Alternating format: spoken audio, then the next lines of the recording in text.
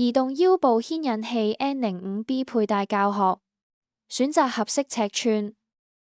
開始之前，請先睇啱尺寸，先至着得舒服。頸直徑比較粗或者超過15厘米嘅人，請選大碼；頸直徑比較細或者少於15厘米嘅人，請選細碼。產品結構：下面兩張圖俾你即刻下明呢一款頸椎牽引器嘅構造。正面可以見到上面扭掣同下面扭掣、下爬鍵同埋膊頭鍵。側面一樣見到上面扭掣同下面扭掣、下爬鍵、膊頭鍵同埋後腦鍵。正確穿戴方法：用嘅時候建議對住鏡練習。穿戴之前，將下爬鍵同後腦鍵交叉埋一齊。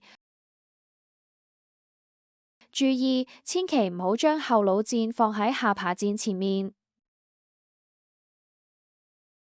將頸椎牽引器由頭頂套入去，調整位置，調好前面下爬鍵兩邊條帶，拉到夠緊。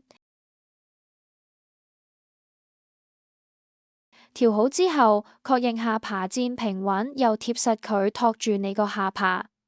調好後面個後腦鍵，直到佢緊緊頂住你後腦底部、頭骨下邊個位，俾到頭部一個穩固嘅支撐。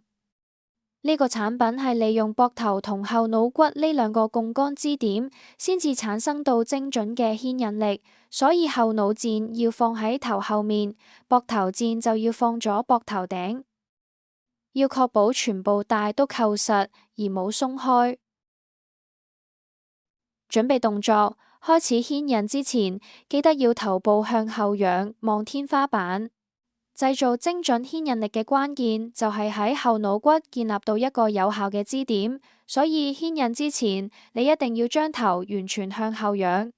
牽引步驟：先扭兩邊上扭掣，將頭向後頂到最高位。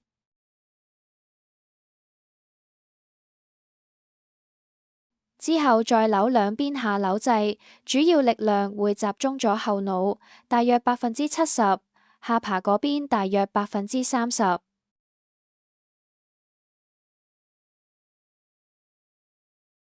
每扭一圈大約加3公斤牽引力，最高可以去到20公斤。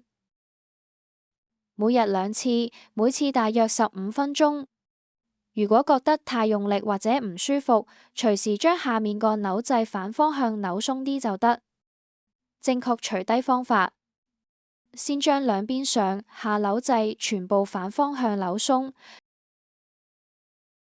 令後腦鍵同下爬鍵完全放開，將下爬鍵向前翻過個頭頂，慢慢將成個牽引器向上取出嚟。如果你喺安裝過程中遇到任何問題，請聯絡我哋尋求協助。